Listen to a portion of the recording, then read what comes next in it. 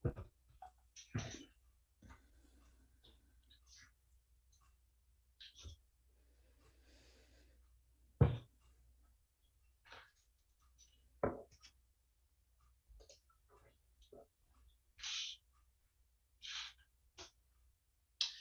afternoon, good morning, good evening, wherever you are in the world, and welcome to the second webinar on the Case for Democracy Week. We have gathered here for this webinar to hear global perspectives on the case for democracy with a special focus on human development, enabling hard and social infrastructures. We organized this week because the world is in a global decline in terms of democracy, as we know. With the latest V-Dem democracy report, we showed that 1/3 of the world population, 2.6 billion people now in countries undergoing autocratization. There is a great need in the policy and practitioner community for knowing what the case for democracy is. There are enemies to democracy out there, and they are making a case for themselves. So during this week, we have set out to gather some of the best scholars in different areas to help us provide leverage on this question on the case for democracy. Today, I'm very proud to be joined by a just excellent cast of scholars. Dr. Mansoob Murshed, Professor of Economics of Peace and Conflict at the International Institute of Social Studies. Welcome. Dr. Julia Leininger, Head of the Research Program, Transformation of Political Dis and Order, Institutions, Values and Peace at the German Development Institute. And Dr. Anna Zagrebina, I'm sure I mispronounced all of your names, researcher at the Center for International Studies and Research at Montreal University. And I also want to recognize that with us today, we have in the audience a long series of distinguished guests, scholars, colleagues, friends, senior staff from a number of international organizations.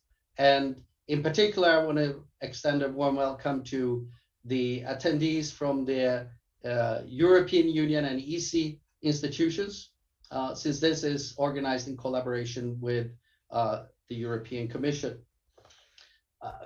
For information, we will have a series of presentations, one each from the panelists, and after that we will have a roundtable discussion here amongst us. But then we will also start bringing up questions that you may have from the audience. And for that purpose, it's great if you can use the Q&A function in Zoom. Please post your questions in the Q&A, preferably not in the chat. We will be watching the Q&A. And then in that Q&A function these days, you can also vote.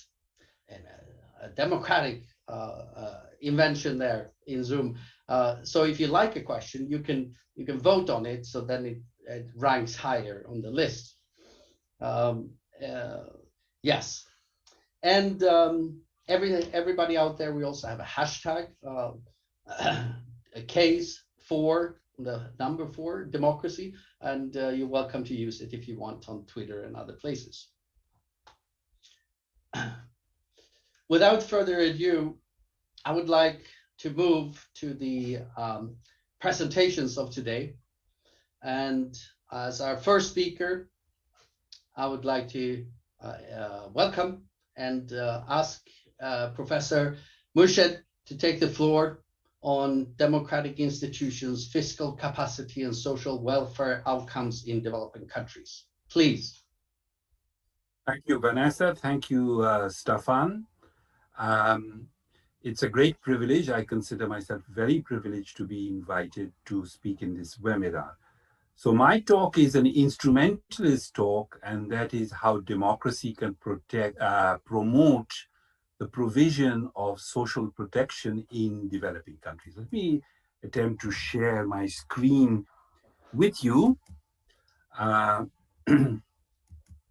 we are. I trust you can see it as well as hear me. Now, this is based upon joint work I've done with a number of colleagues, Mohammed Badiuzzzaman, Habibullah Pulok, and Brahim Berghouti. What I'm trying to do over here is basically, first of all, highlight the need for social protection expenditure.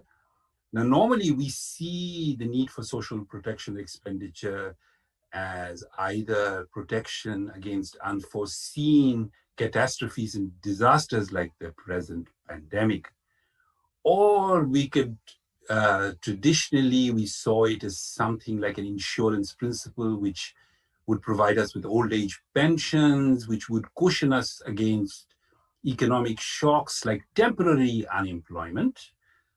But there's also another aspect to social protection, and this was important during the golden age of falling inequality after the Second World War, and that is that public health and education expenditure helped to reduce inequality by improving the stock of knowledge, or what we economists call the human capital in human beings. And in developing countries, social protection also includes major poverty reduction programs such as conditional cash transfers. So this is a little bit of the beginning of the rationale for social protection. But we have something else in the background. Now, all of us are aware that the last 30 to 40 years, especially the last 20 years, there's been a growing tide of inequality. And this kind of economic inequality has increased throughout the world. Now, there are many dimensions of inequality, political inequality, but even when we come to economic inequality, there are many, many dimensions. The traditional measurement of it is usually around income inequality, but income emanates from wealth, and wealth is perhaps the main source of unequal shares of income. So the French economist Thomas Piketty has highlighted the importance of wealth inequality and the fact that it is growing at, some would say, an alarming rate all over the world. And it has been said that the richest 1% in the globe's wealth is greater than the combined 99% that follows.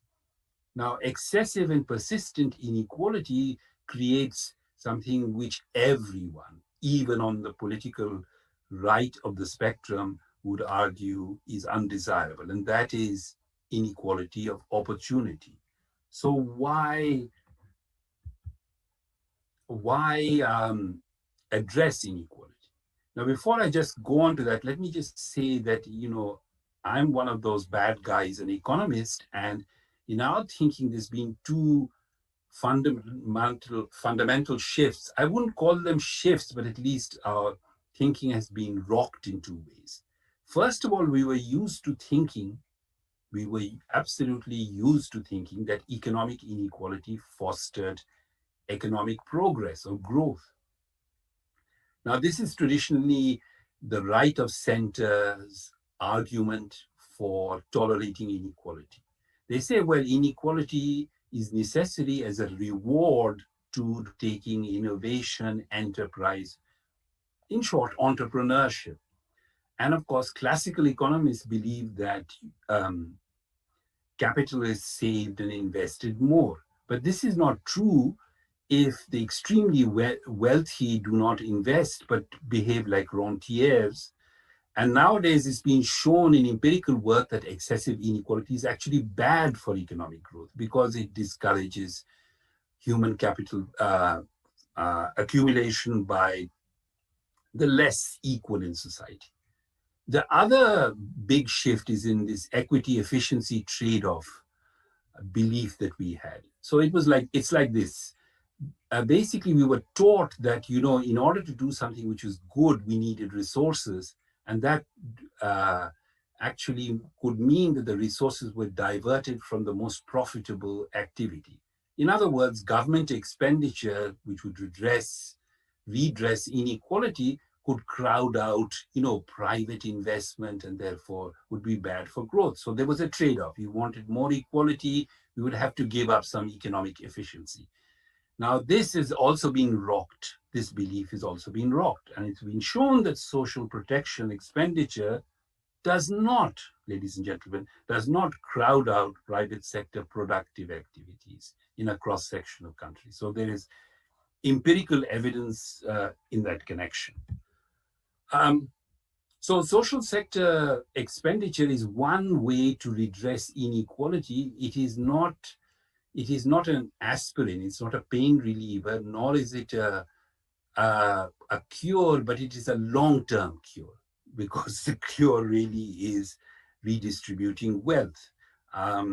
However, it works in the long run by actually providing opportunities to the people who are disadvantaged or immiserized. Okay, so now I come to what I did in my personal research on the topic. And first of all, I started off from looking at the figures, and I looked at government expenditure and social sector expenditure, and it seems to be highly correlated with the affluence of the average income, of the per capita income of the country.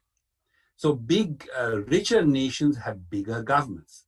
Poorer countries have smaller governments. Middle-income countries have something in between. So this is an absolute empirical regularity which comes out of the data. But what would determine how much a country spends on social protection?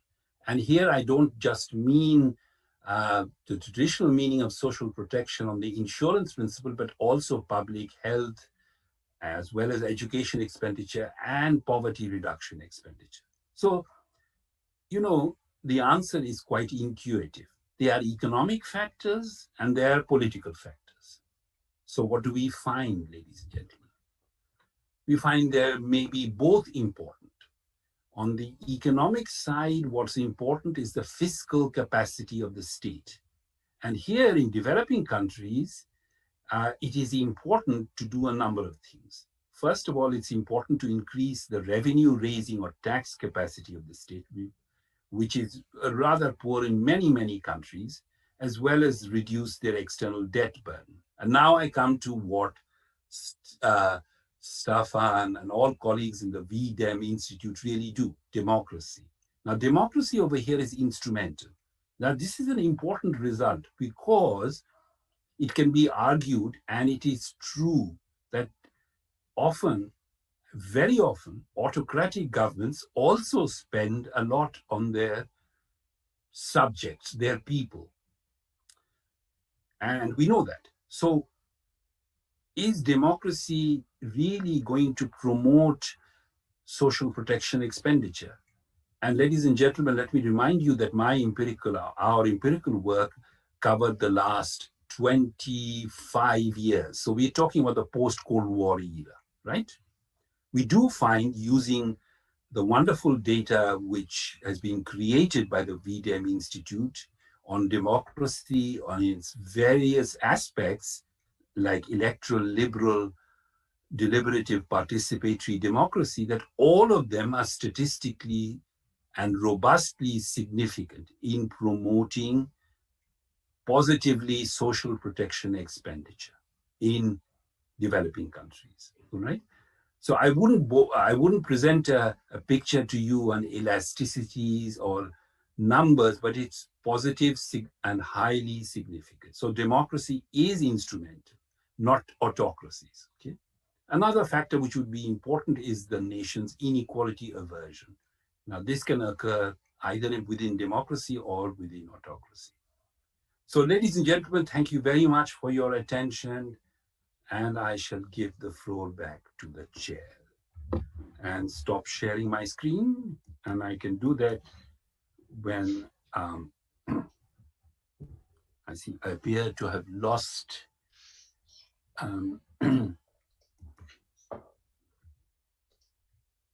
there we are. Yes. I have I do hope I stuck to the time. Oh, you did. I think you were even stopped before your time was out. So exemplary. And thank you very much for presenting also this very important work. And we'll come back to discuss some of the findings that you presented, and maybe also hear more about the inequality aversion, which I also personally find very interesting.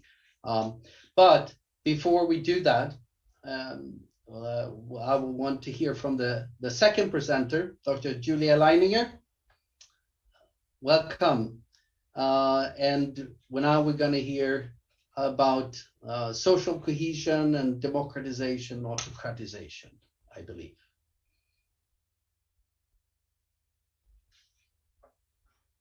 You are muted still, please. So can you see my screen?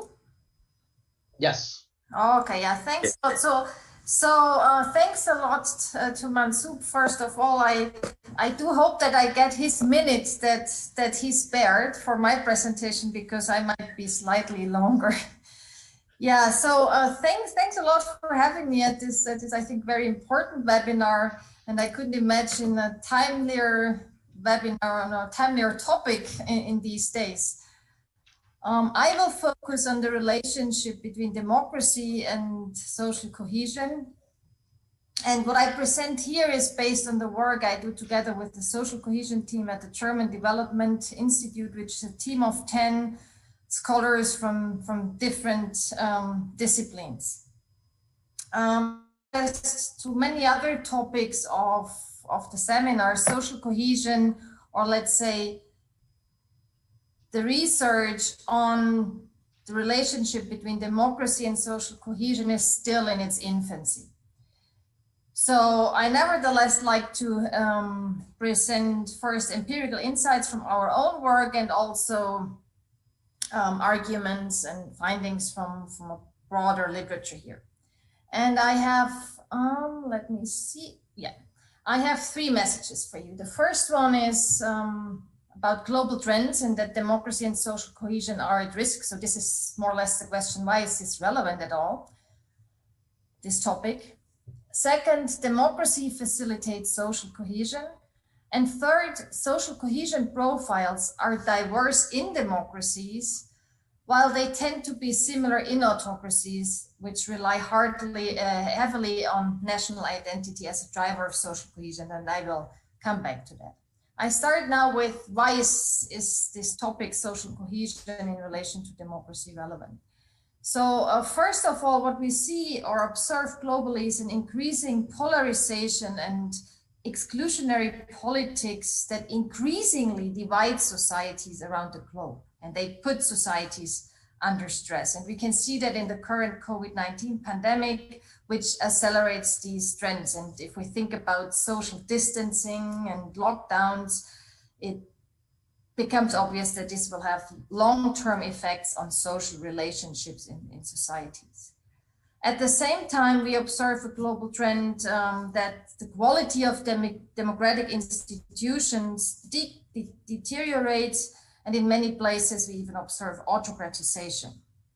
So these trends erode trustful and predictable relationships between the state and society, or in other words, with increasing autocratization, political institutions are less and less able to mediate social interests, and they hinder pluralistic societies to flourish. And so in a nutshell, we're dealing with 2 topics that, or 2 phenomena that deserve and need a lot of international attention, and a lot of donors, governments, international organizations picked it up already, put it on the agenda, the World Bank, UNDP, you name it.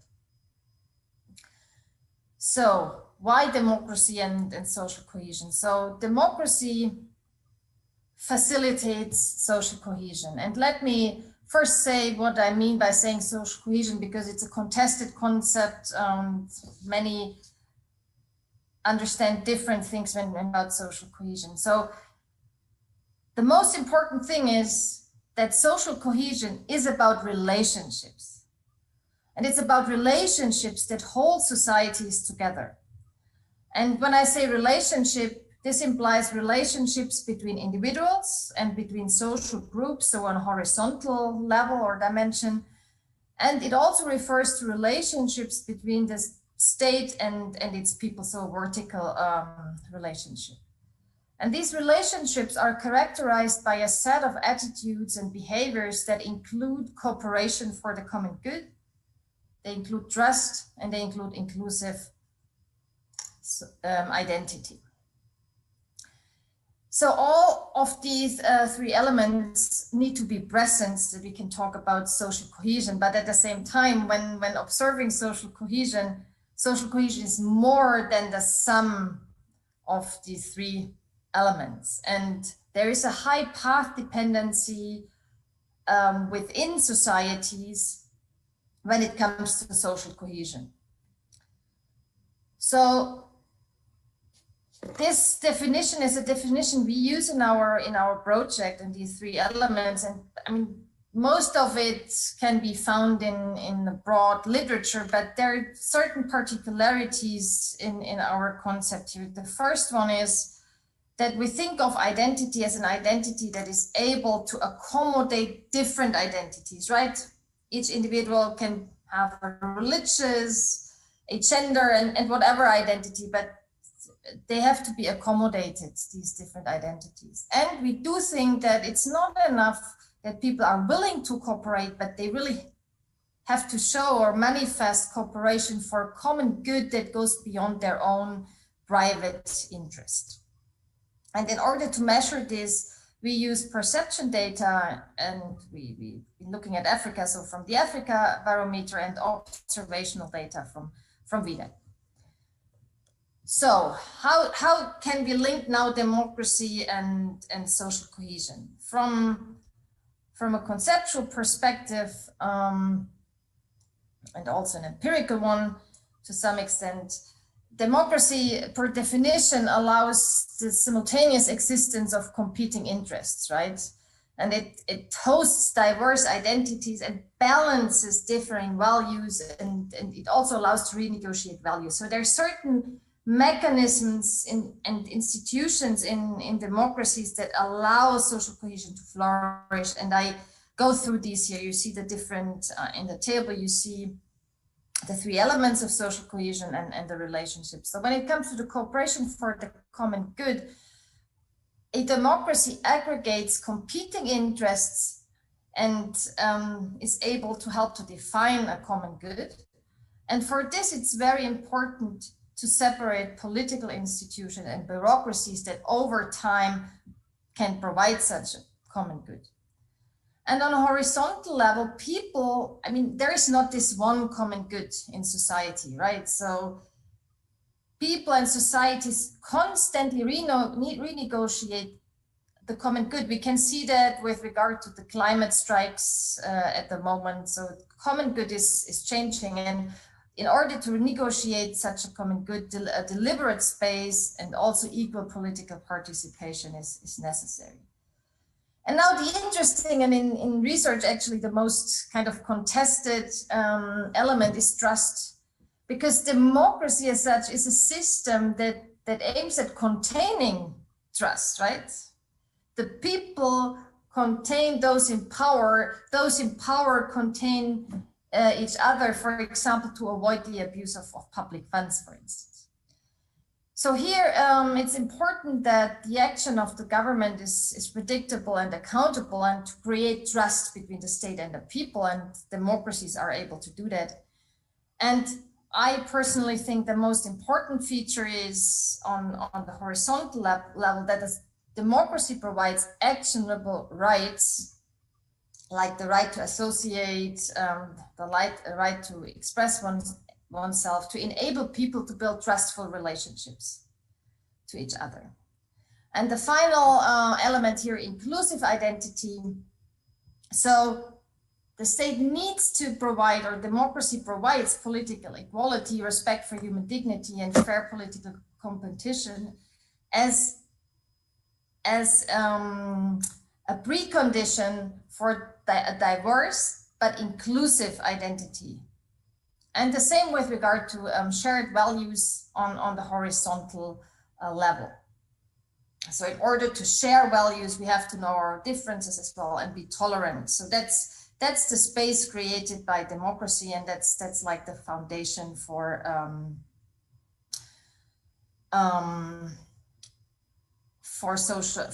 social cohesion. Let me say one short thing before I come to the empirical results or more empirical insights on this topic. When it comes to trust is tricky, because if we want to compare democracy and autocracy, it's easier to measure trust in democracies than in autocracies. And what we know is that there is a bias there, right? People in autocracies do not like to answer questions about trust. So there, in anything we know about the topic, it's biased. So that as a disclaimer. So now my main messages, and this is based on work we've done on Africa actually. And I have two main findings for the time being. As I said, this is in an initial stage, but what we can say as an insight from these descriptive analysis is that, and this I think is very interesting against the background of autocratization trends, that identity increasingly drives social cohesion in autocracy. And the way we have to measure it because of data here is we measure national identity. So if we think about all the populist movements and governments, it's interesting that identity drives social cohesion. It's like the most prominent element here. The second point, which refers to my main message, that the social cohesion profiles in democracies vary, is that they vary. And I mean, we still have to find out what the patterns are here, but on an average, although on average and compared to autocracies, democracies perform better when it comes to cooperation for the common good, especially, and also with regard to trust. So next steps here. So democracy and social cohesion is not a linear relationship. And as you can see from the graph, which only depicts trust and cooperation for the common good here, we can see that in other studies we did on COVID-19 and social cohesion, we can see that other factors are relevant as well. For instance, we see that social cohesion is higher in low-income countries than in high and especially in middle-income countries in developing regions. So I think this is interesting, and the question is how democracy comes in and whether democratic institutions can mediate these weaker social cohesion contexts in middle-income countries. It's also, I mean, as you can see, Liberia, Sierra Leone, trust is low in a country, in post-conflict countries, so that might be a context that makes a difference as well. And my last point, and that's the next thing to be studied, which I think is very important, is whether autocratization processes or also democratization processes influence polarization or more social cohesion. So procedural perspective, which is important. So thanks for that. I would have some policy implications, but maybe we can come back to that in the discussion. Thanks. Thank you so much, Julia. Yes, we can come back to policy implications in the discussions and in the Q&A. But to begin with, really important here also to hear and see that democracies when we talk about Africa, at least, better at trust and cooperation for the common good, and that also gives me some thoughts about how that may relate to what we just heard also from Professor Murshed. But we'll come back to that discussion. We have one more presentation before that, and it's my pleasure to welcome Anna Zagrebina, and we'll hear about attitudes towards gender equality does being a democracy matter? Thank you. I'll share my screen. Okay. Okay, hi, I'm Anna Zagrebina from the Montreal Center for International Studies, and I will talk about attitudes toward gender equality. Does being a democracy matter? Democracy is a key concept in discussions on the socio-political development and the future of modern societies for multiple reasons. Because the democratic countries are less likely to be involved in military conflicts. And according to happiness studies, people are happier in democratic countries than in countries under oppressive regimes. And democracy usually is discussed as a political regime, with a regular change of power and electoral procedures, or a democracy associated to economic performance with the social services and developed infrastructure. However, modern democracy is not just a political regime or an economic performance. It also implies a specific set of social values that are supposed to be respected in all spheres of life. And the basic principle underlying social relations in modern democratic societies, which reflects modern democratic values, is the principle of the equal dignity of all humans. And modern democracy is the only society in human history that proclaims the principle of the equal dignity of all humans as a fundamental for social relations. Applied in real life, these principles imply the equality of all before the law and the condemnation of racial, ethnic, religious, or gender-related discrimination. And therefore, respect for the principle of the equal dignity of all humans must affect social relations. And the type of social relations, the quality of social relations, forms the basis of the social environment in any society.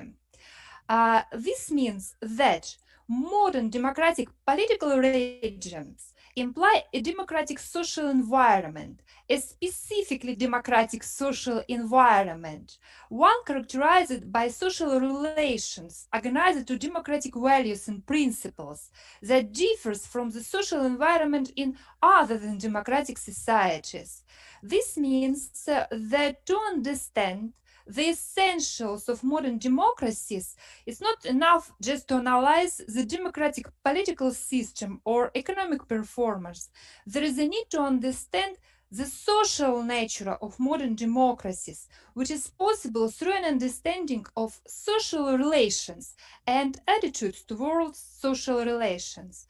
And this is crucial for understanding of democratization of countries under oppressive regimes, because democratization involves not only the changes in the political organization, but also changes in the social organization of a society. Social environment in any society is characterized by the type and quality of social relationships. And gender relations are present in all societies and in almost all spheres of life. Consequently, attitudes towards gender relations reflect attitudes towards all of social life. And the attitudes are functionally related to social behavior and affect social relations. This means that attitudes toward gender equality are central to the analysis of social environment in any societies.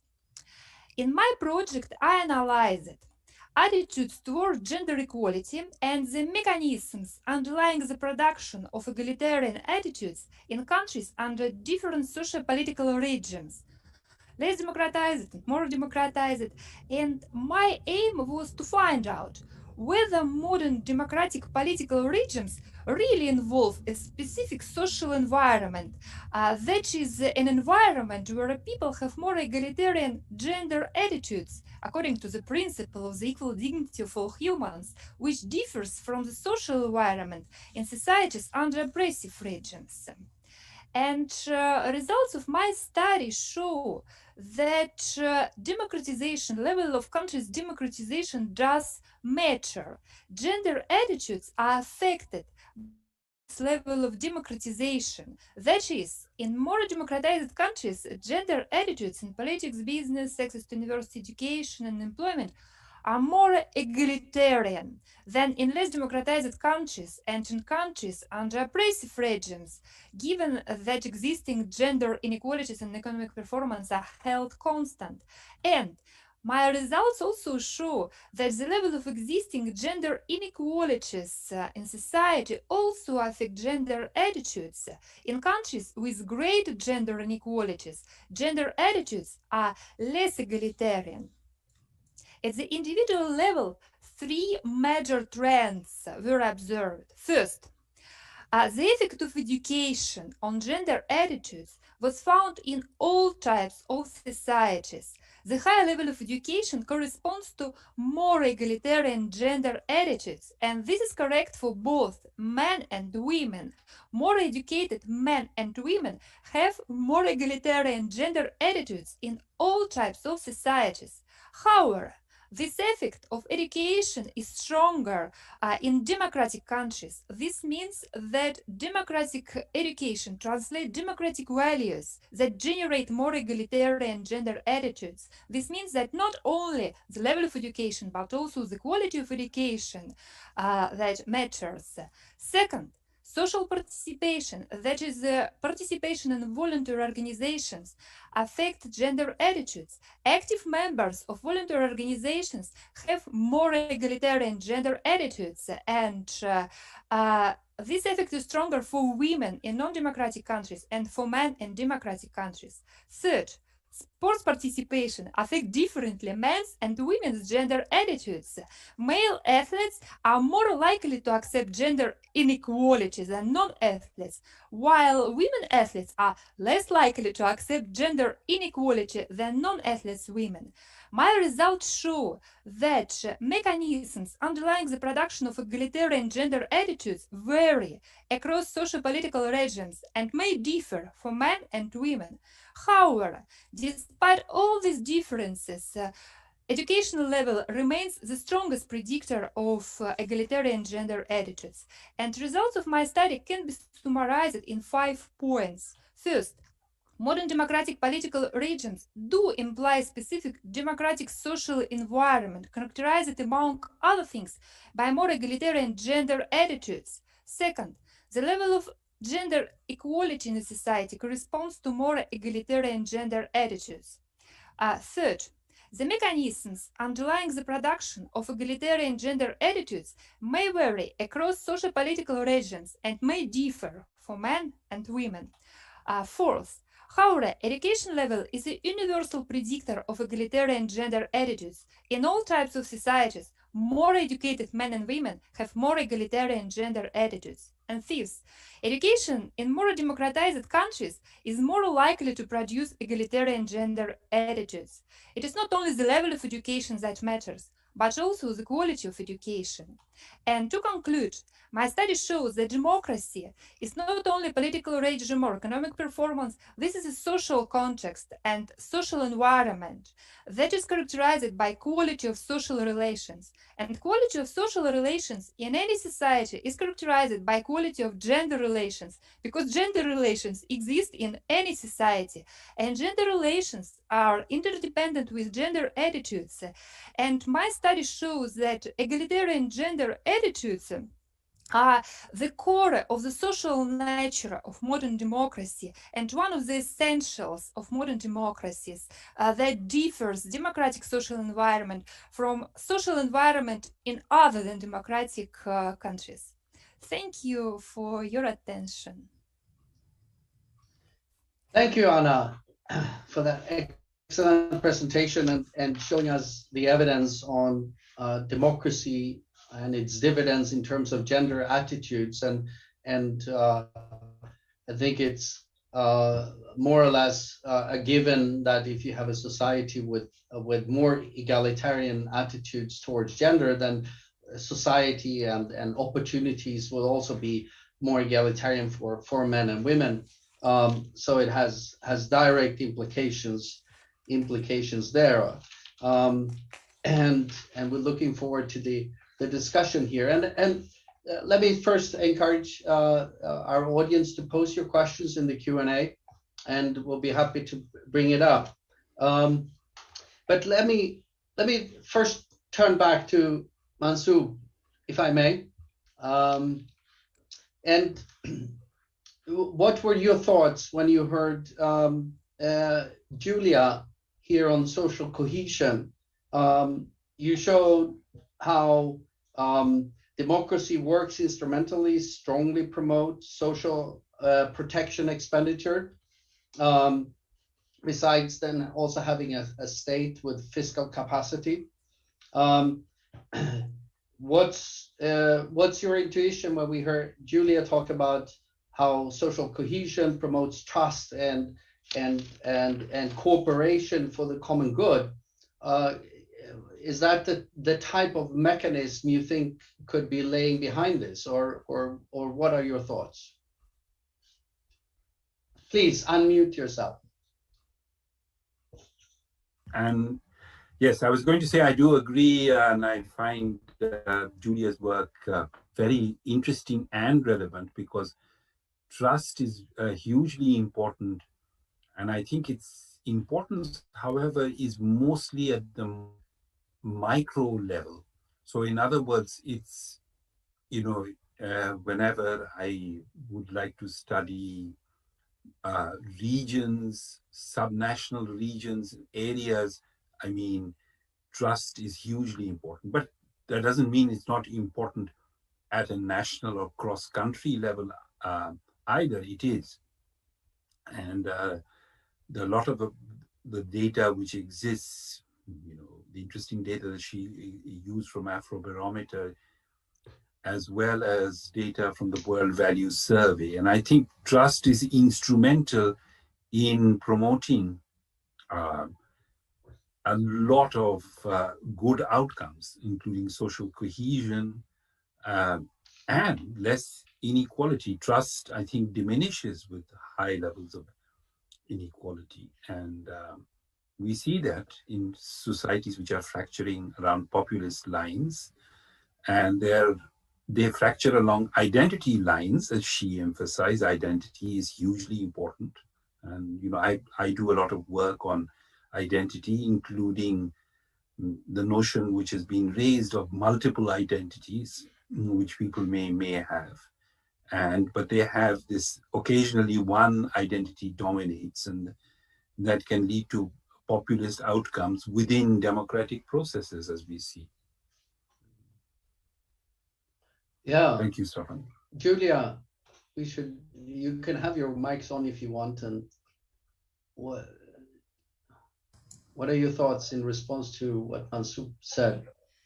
Yeah, actually, I tried to get my brain together, because we had a very interesting workshop on the relationship between social protection and social cohesion last year or the year before, and I will post one of our papers that are out on this, and where we show that integrated social protection mechanisms and social cash transfers, that was a study done in Malawi in that case, can foster social cohesion on a community level, right? Mansoob referred to the individual level. So what we see when it comes to effects from concrete social protection programs, it's on the micro and, let's say, community level. We cannot say that for whole societies or nations. We don't have data on that, but there's a lot of evidence that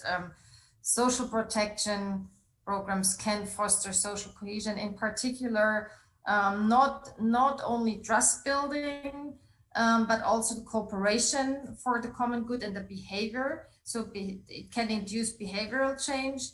And there is one problem that is important, and I think most donors are aware of that, is that because when we talk about trust between the state and state institutions and the people, and then the state aims at at fostering this trustful relationship or increasing it through social protection programs, it has to be the state that comes in. But in many developing countries, especially in low-income countries and in fragile contexts, it's NGOs that take over.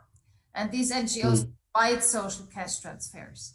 And then the trust is with international donors, NGOs, local NGOs, but not with the state. So these programs can also contribute or hinder state building in more fragile contexts. So some findings here, but and maybe one last reaction to Mansoob, because it's not only about trust, right? We have most data on trust, but social cohesion is much more than trust. It's also about that cooperation for the common good, but also about identity. So we have to think about the three.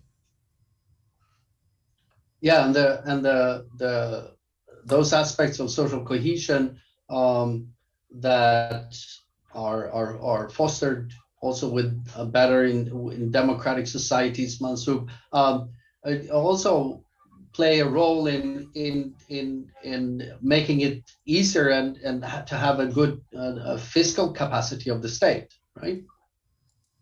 Can I just make one quick observation? I mean, there's some work that some of us are doing in a post-conflict situation in Bangladesh, in a region which borders the eastern part of India.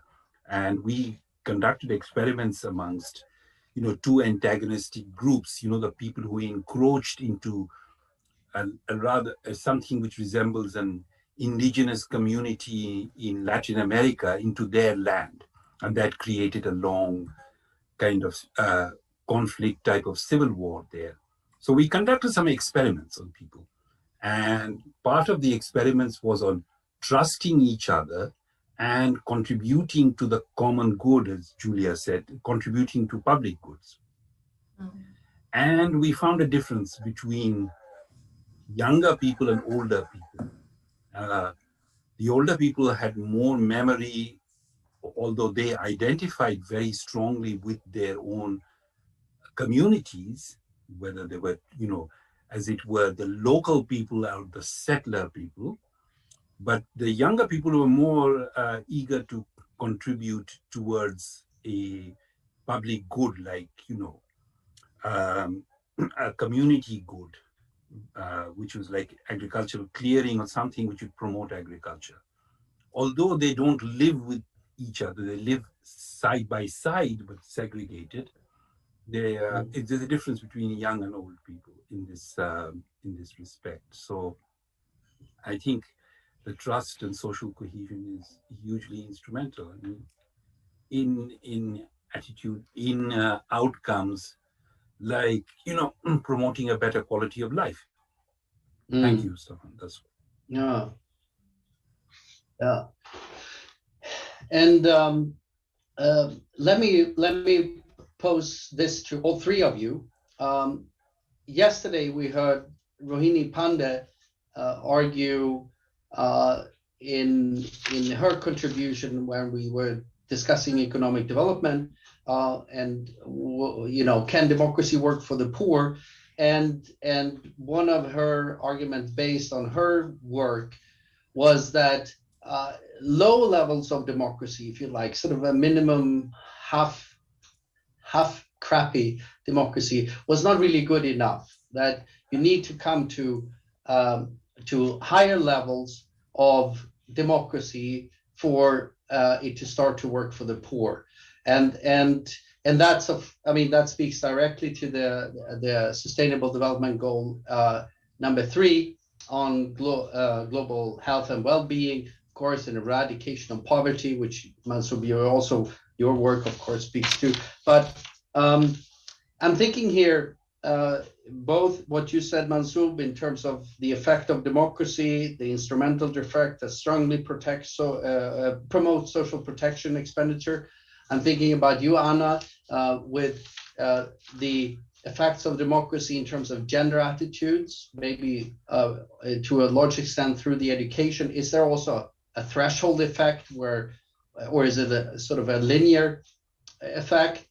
and Julia, the same to you, with the relationship to aspects of social cohesion, as it sort of gradually kicks in, or you need to sort of reach a certain level and then it starts to have more of positive effects. What does your analysis say, or what's your intuition?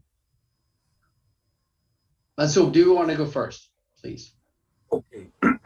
I would also take the opportunity. I think I had a couple of questions directed towards me in the Q&A, but yes, they are coming.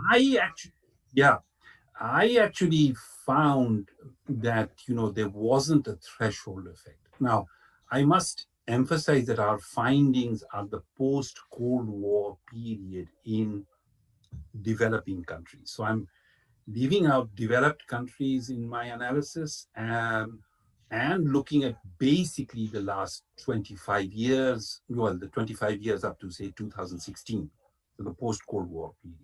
So we don't find a threshold effect on democracy.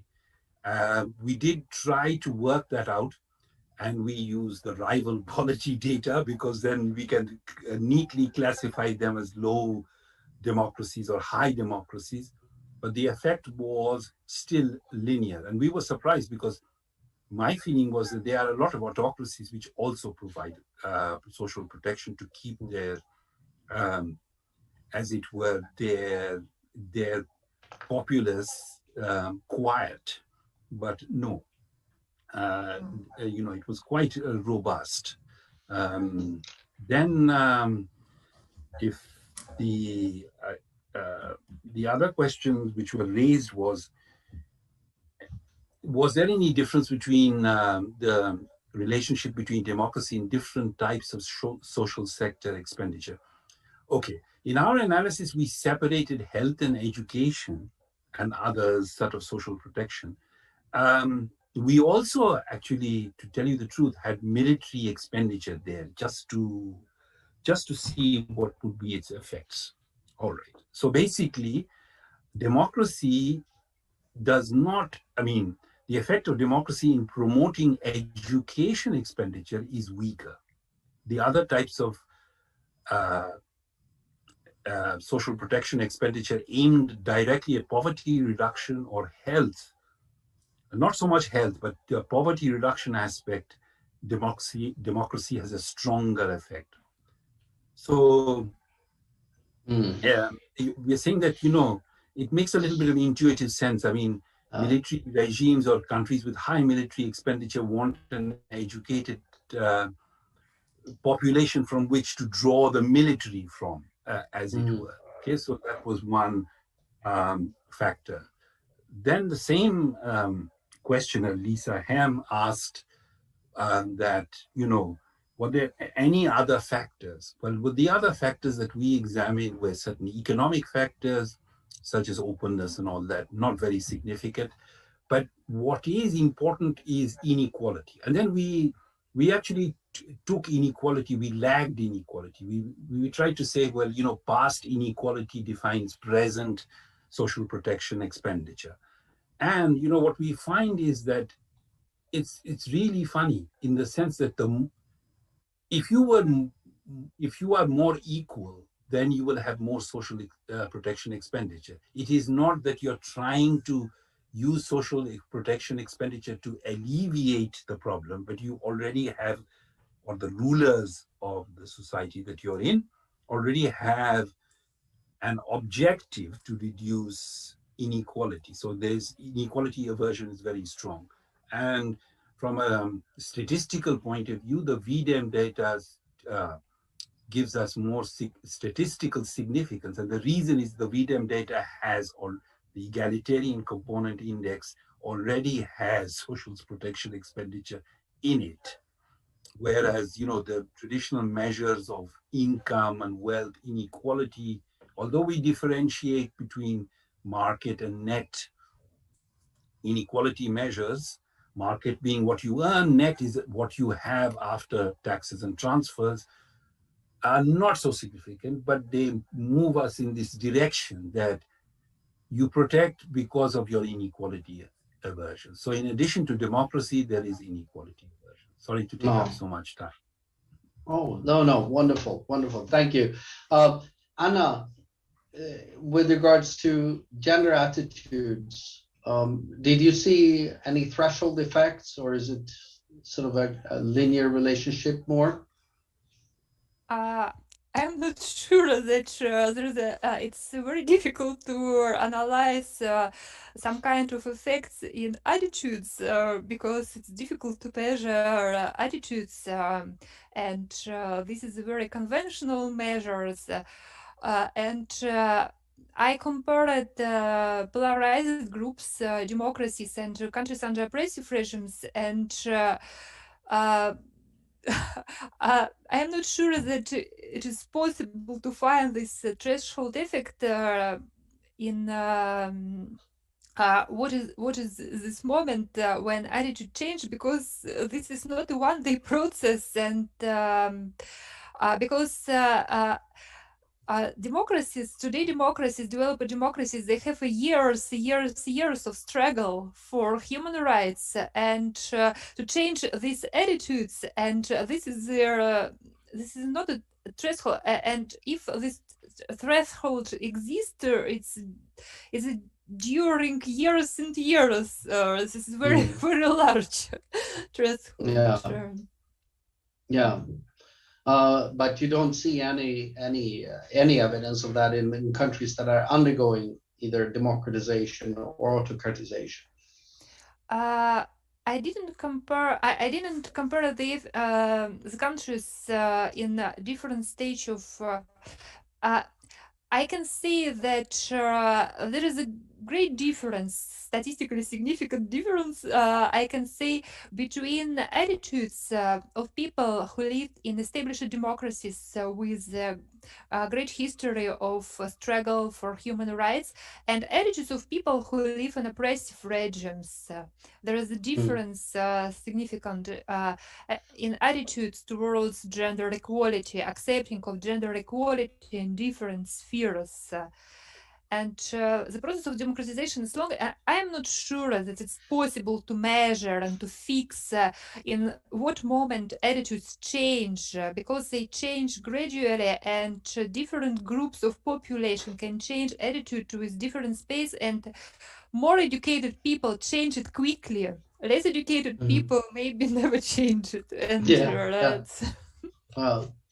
Well, before moving to you, Julia, I just wanted to ask you, and I was intrigued by your findings about the effect of education on gender attitudes in democracies in particular.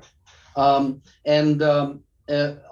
I mean, it's direct relevant for the Sustainable Development Goal 5, but also for I think 16 and just the institutions. So would you say then, if we have an audience that's partly from the practitioners community, so would you say that in terms of supporting gender equality, education in non-democratic countries is not very helpful, and it's more in the democracy, in democracies are sort of required more or less for education to be beneficial for gender equality? Okay, it's a good question, because education in general is beneficial. Even in oppressive regimes, more educated men and women have more egalitarian attitudes because of maybe more large worldview. But education in democratic countries translate democratic values from the primary school. I know Canadian educational system, from the very beginning, 5 years old girls and boys are told you have to regulate your conflicts using verbal discussions. Tolerance is a basic for democracy. This is right for the textbook for primary school. This is the democratic values translated through school education, and in secondary school repeated. Tolerance, gender equality, human rights. Also, this is I emphasize that there's a quality of education that matters, not only the level. Level is good, but if we add quality, it's much more powerful effect. Thank you. And Julia, I realize that posing the threshold question is challenging also for you, and with the limits of the data you have available. And let me also say that I'm grateful you point out the autocratic trust bias, as one of our PhD students here at the University of Gothenburg calls it, where he's published and showed that there are large effects on sensitive issues in these questionnaires when posting autocracies, when it comes to trust in political institutions and this. But nevertheless, with those challenges and preface, is there any evidence on threshold effects or not? And yeah. Yeah, thanks. I will answer this question, and while answering that, I will also tackle some of the other questions in the Q&A. Yeah, I mean, we are not there yet to talk about threshold effects, right? As you say, with the data or the way we go about the data. But what we do see is that if we cluster it, then we do see that in electoral democracies, social cohesion, and this is very rough, right? But like as a rough, let's call it profile or pattern, then in electoral democracies, social cohesion is higher. There's more social cohesion in these societies, whereas in liberal democracies, it gets lower again. So if you conceive liberal democracy as the riper, better, whatever democracy, then the answer to your question is no, it doesn't. There isn't such an effect that kicks in if democracy gets better, but there are explanations for that. So what we know is that while social trust, I mean, cooperation for the common good improves in both types of democracies, especially where individual rights are fostered. Cooperation for the common good increases as well. But when it comes to trust, which is an important element as well, then we know that social trust between people increases when democracies become more liberal, whereas political trust towards the state decreases. So people trust less in the state in liberal democracies, and that, I think that's the main driver of that. And this is a challenge for, as we can see in the US or Brazil, this is a challenge for old and new democracies, right? This trend, independent of social cohesion, I would say. Then there was this question whether I think that, or whether there's evidence that factors, I think Monica was the one who posted, Monica and whether there are different factors driving political and social trust. I mean, they have one thing in common, be it political or social trust, whatever. Trust is about whether an individual thinks or perceives that the other is trustworthy. There's always a counterpart that needs to be trustworthy. And then the question, what do individuals consider as trustworthy, varies according to the level you look at. For instance, I mean, providing public goods is one expectation, and it's likely that trust decreases if the state doesn't deliver. So whereas on a personal societal level, it's more about also private interests and trust, and it's a different type of expectations. And yeah, so these different factors driving that relationship, obviously. And then there was a question on whether international, but this is not related to social cohesion, but whether international cooperation harms democracy in countries, if I got it correctly. Yes, that was a question from Helena Wikström from the Swedish government. Yeah, this was, or government institution. so this was to everybody, I guess. Yeah, I think you can address that if you want. Okay. So, I mean, there is a debate out there which is popping up again, that it's not democracy aid that harms democratization in most cases, or the evidence we have, but it's more aid in general, because any democracy aid of any donor is embedded in a larger ODA, official development assistance program. So the idea here is the more autocrats, and to be autocrats, the more resources they have and they get, so the more liberty or freedom they have to use other resources, domestic resources, for instance, for repressing the people, etc., and to stabilize their own power. It's a fungibility problem there. So this is, I would say, the main argument why then on the long run, ODA can hinder democratization in countries. But at the same time, I mean, I wouldn't overestimate official development assistance. It's one of many flows. I think other factors kick in here as well. Yeah.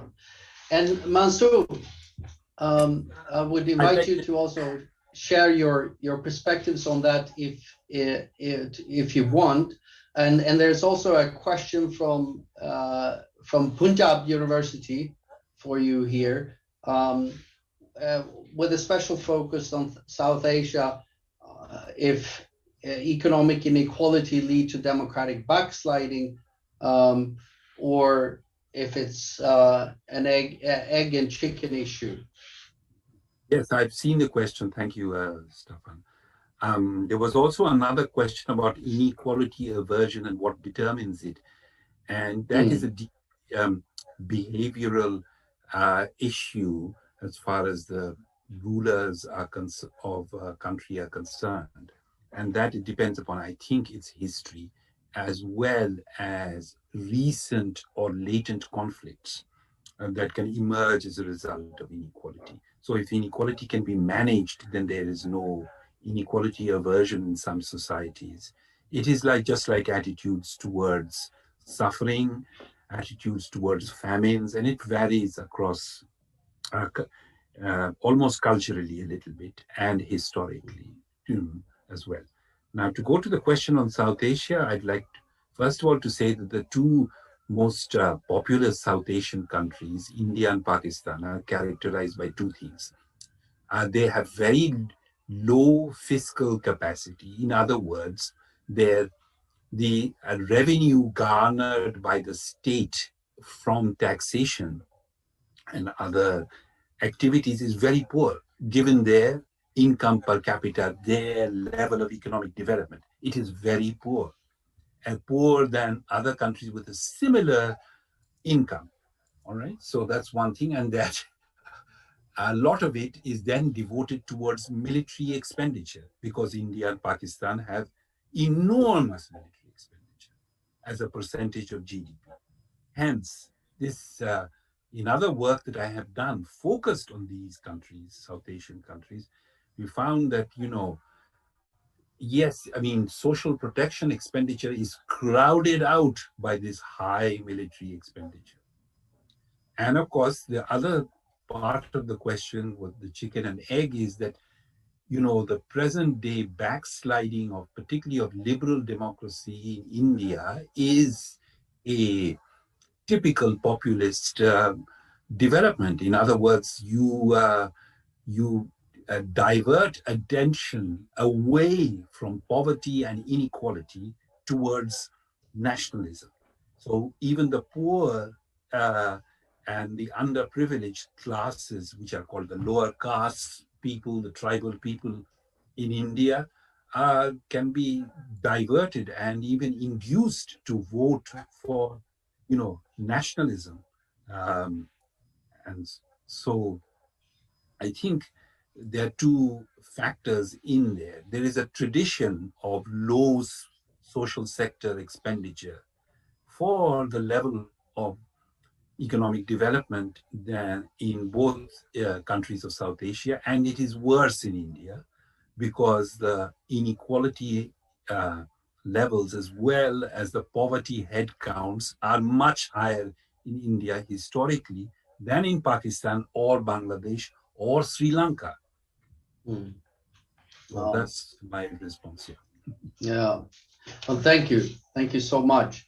Anna, we have a question here from Birgitta Weibar from the Swedish International Development Agency.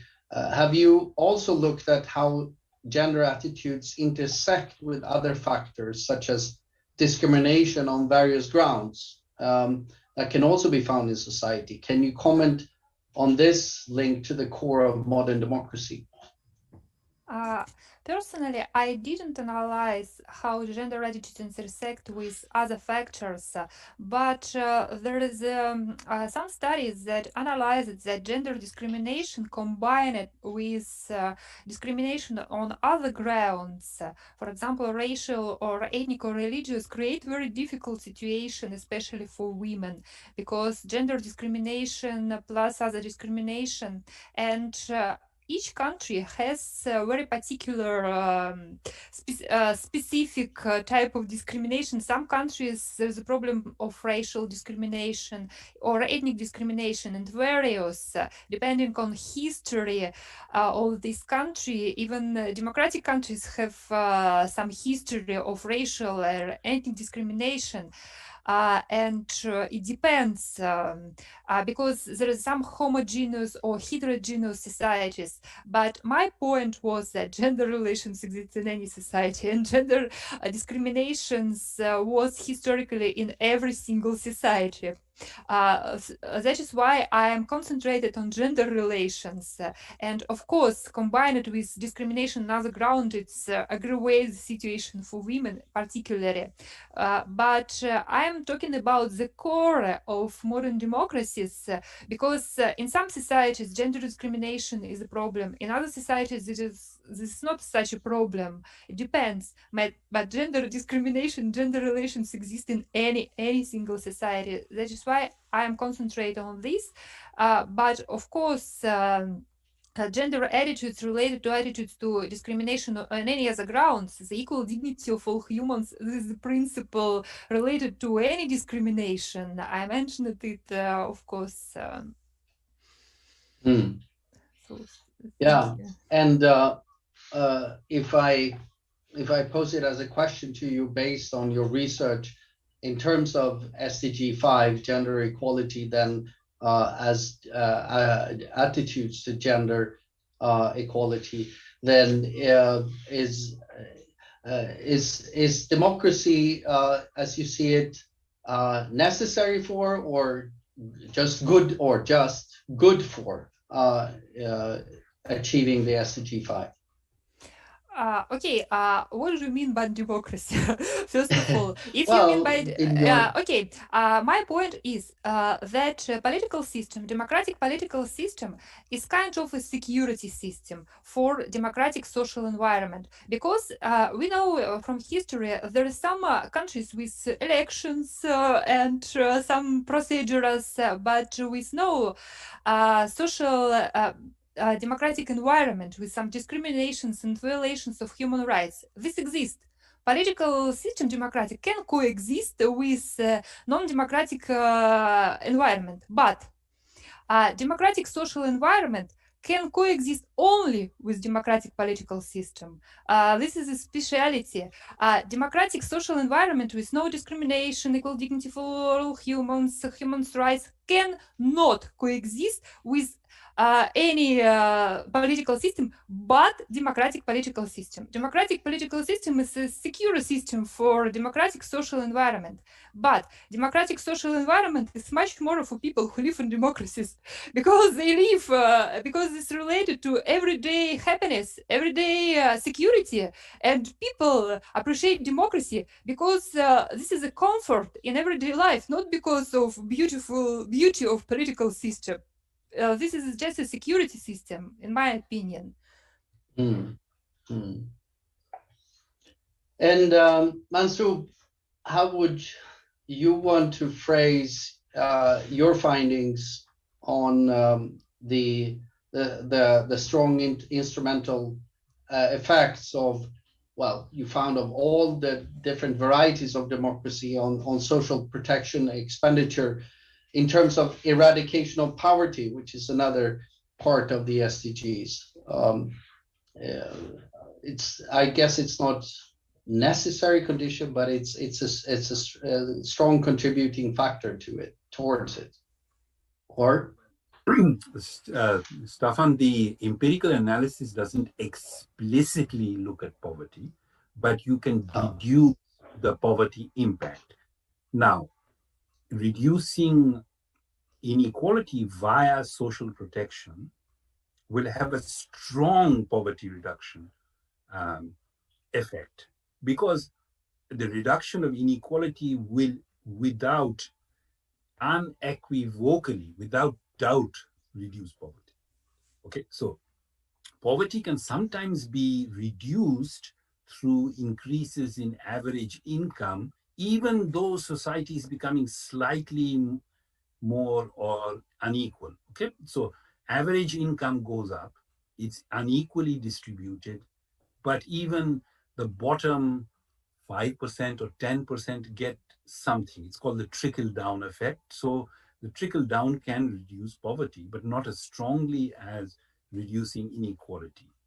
And nowadays, inequality is becoming very important for us to pay attention to. Now, not just because it's an important issue, it's because it's of the there's so much of it, first of all, and secondly, it's causing so much political instability, including in the global north, including in the United States, the United Kingdom, and elsewhere, where you have these left behind people. So one of the things is that in global terms, the most disadvantaged group are probably the bottom income earners in rich countries, in the developed countries, in the global north, the blue collar worker. They have been left behind so much that they have begun supporting populists, and that will cause democratic backsliding in many parts of the world, not just in the highlighted countries like the United States under Trump, but elsewhere as well. So it's important to do that. It's important to address inequality. And one, kind of medium-term, long-term cure for inequality is this social protection expenditure. And I suppose I'd really like to reiterate, this could have happened with or without democracy. This can happen with or without democracy. But it seems in the last 25 years, the post-Cold War era, that actually democracy is instrumental in this. There is no theoretical reason why this should be the case. Okay, in theory, a benevolent autocrat, an enlightened despot, or a despot who, as it were, wants to remain in power, may use a combination of carrot and stick, and the social protection could be the carrot in this context. So, however, our findings should bring a lot of comfort for those who want to promote democratization as an end in itself. In my study, it was not an end, but a means towards an end. Yeah, and I think many of us here agree fully that democracy is an end in itself as well, has intrinsic values that are closely connected to human rights. But it's also important to look at the dividends also in more instrumental terms. My reflection, yeah. That Go ahead. The influence of participatory and deliberative democracy were more important on the surface than either liberal or electoral democracy. But sorry, it's not always robust, but in many occasions that is more important than electoral democracy. But as a democracy scholar, I mean, one reflection I have is that when you talk about the benevolent dictator, that possibility is there, and we've seen some examples of that, of course, in world history, but they are very rare. and the problem, among other things, is how to get them there, right? Even if you find that benevolent would-be dictator, how do you get them there? And if they turn out to be a wrong bet, how do you get rid of them? Right? and I think that we've discussed this in other contexts as well, with and that it also changes over time. I mean, for a period after World War II, Soviet Union produced high growth and lots of reduction of poverty and inequality. But in the end, it didn't turn out that well, right? There is no correction mechanism. And that correction mechanism perhaps also is important here. And we as democracy scholars would like to think that when it comes to social protection that addresses inequality, that it addresses the weak, support the weaker in society, that the mechanisms of democracy should create that pressure to make it rational for politicians to provide those social protections. And I think for a democracy scholar, your findings are comforting in the sense that they support what democracy should be able to facilitate. Not always, of course, but on average. Yeah. Just one little anecdote which might support what you just said. I mean, in different types of work that I do, I once read an English translation of the German philosopher Immanuel Kant's short essay on perpetual peace. And it's about the liberal peace, but he begins by saying, he makes a joke at the late king of his country, Frederick II the Great, a benevolent despot, and he makes a joke at him and said, well, he regarded himself as the first servant of the state, but there's no guarantee that, his successors or others will be the first servant of the state. Yeah. Yes. Thank you so much. And let me then finally turn back to Julia as well. The SDG 16 about peaceful and just institutions is where I see social cohesion also play a role. But feel free to also comment on this earlier debate. And I also, if you like, Christopher Grady from USAID has posed a question about how can democratic institutions help groups in society with different values tolerate each other and reach some amount of value consensus necessary for social cohesion. So your final word, Julia. Yeah, thanks a lot. So I was thinking about the second question in the chat. What was your first question? Could you repeat that? Sorry. No, go ahead with that. Okay. No, so I just invited you to comment on what Mansoob and I were discussing as well, but go ahead. Okay. Yeah, maybe it relates to it a bit. Yeah, that's a tough one because, as I said, there is little evidence on this. We did a study where we looked at, and I think the author of it is in the audience, Daniel Novak, my colleague.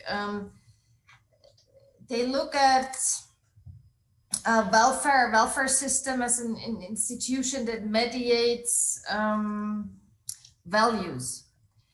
We have very little evidence and studies on how democratic institutions can foster certain values that are important for social cohesion. What we know is important for social cohesion is our individualism, egalitarianism. But because that speaks to a certain autonomy, but also tolerance, which is important to bridge social groups. So what democratic institutions can do and should do. I mean, we know now very well from recent dynamics what institutions shouldn't do, right? If we look at the development of political parties and public discourse in emphasizing the we and the others polarization discourse, that is something that shouldn't happen. And as Seeblatt and Levitsky argue in their book, How Democracies Die, it's important that these kind of discourses and rationals don't enter political institutions. So this shouldn't enter official public debates. But now what can democratic institutions do?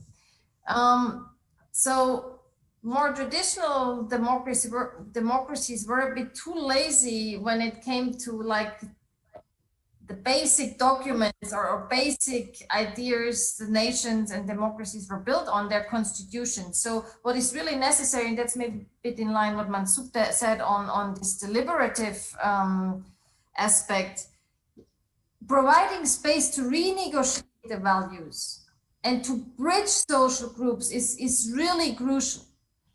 So very often when it comes to economic liberalism, it's about property rights, own rights, and it's also about bonding within groups. But the important thing is to bridge social groups. And there are two issues I think that are crucial that might not be the first thing we as democracy researchers think of. The first is... Yeah, excuse me, just, yeah, those two issues in 1 minute. Yes, okay. So one is really education.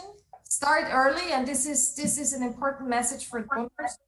Our basic values and attitudes are set with 18 years. So start early, go to the textbooks of primary schools, to foster tolerance, etc. And urban planning is also very important, especially in times of high flows of migration. And there would be other issues, but I stop here.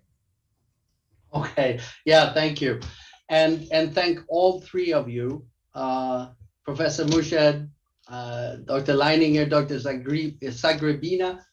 Thank you so much for joining us today and presenting your important work on the dividends of democracy in different aspects of what we have called here enabling and hard and social infrastructures for human development. Really proud to have had you here, and thanks also for a very thought-provoking and insightful discussion. And thanks to everyone who has been participating in this, either through the Zoom or on the live stream, via the live stream on YouTube, Facebook, and so on. We're really grateful that you listened in, and thanks for all the questions. I want to also give a special thanks to Vanessa Boese here, postdoc at the Institute, who has been really the one organizing all this. And help with Natalia Natsika and Nasifa Alizada and many others, of course, the entire institute. And finally, we're really happy to have had the support from the European Union in organizing this week of webinars and the policy briefs that will follow from them, summarizing what the research is saying on each theme. That we will follow up and send out to participants who have been listening in. And if you're not sure if you're on such an email list, you can contact us at the Institute. So on that, let me say thank you to everyone. I'm really happy about this seminar on the web. Thank you.